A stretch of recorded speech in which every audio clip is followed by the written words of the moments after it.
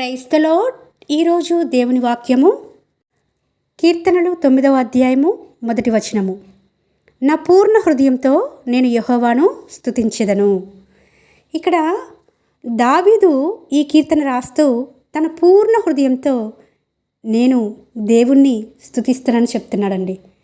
Bible గ్రంథంలో అనేక సార్లు పూర్ణ హృదయంతో దేవుని సేవించాలని, పూర్ణ హృదయంతో ఆయన ఆజ్ఞాపించిన ప్రతిదీ చెయ్యాలని, నీ పూర్ణ హృదయంతో దేవుణ్ణి ప్రేమించాలని అనేక సార్లు మనకి బైబిల్ గ్రంథంలో కనిపిస్తూ ఉంటుంది.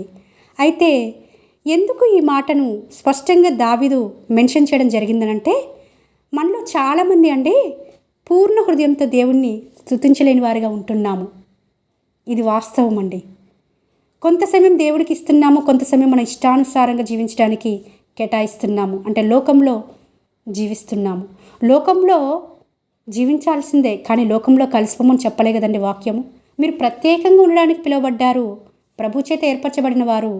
మరి పూర్ణ హృదయంతో దేవుణ్ణి సేవించగలుగుతున్నామా? పూర్ణ హృదయంతో దేవుణ్ణి ప్రేమించగలుగుతున్నామా? స్తుతించగలుగుతున్నామా? ఆరాధించగలుగుతున్నామా? మనల్ని మనం పరీక్షించుకోవాలి. దావీదు ఇక్కడ సెలవిస్తున్నాడు, నా పూర్ణ హృదయంతో యెహోవాను నేను స్తుతించెదనని అంటున్నాడు. అయితే మనం పూర్ణ హృదయంతో హోల్ హార్టెడ్గా దేవుణ్ణి స్తుతించేవారుగా ఉన్నప్పుడు మాత్రమే దేవుడు మన యందు సంతోషిస్తాడు. ఆయన సంతోషపెట్టేవారుగా ఉన్నప్పుడు మాత్రమే మన ప్రతి కోరికను సిద్ధింపచేస్తాడు. ఆయన మాట ఇచ్చి మాట నెరవేర్చే దేవుడండి. వాగ్దానం చేసి నెరవేర్చేవాడు మన దేవుడు. నమ్మదగిన దేవుడండి. మనం నమ్మదగని వారమైనప్పటికీ తన నమ్మకత్వం విషయంలో ఎక్కడ తప్పిపోడు.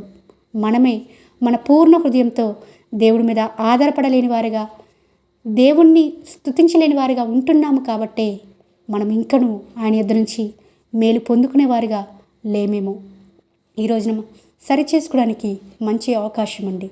దావీదు వలె మనము మన పూర్ణ హృదయంతో దేవుని స్తుతించేవారిగా ఉండి, దేవుని చేత మేలులు ఆశీర్వాదాలు పొందుకునేవారిగా ఉండాలని ప్రభుపేట మనవి చేసుకుంటూ మీ సహోదరి ఎలిజబెత్ రాణి.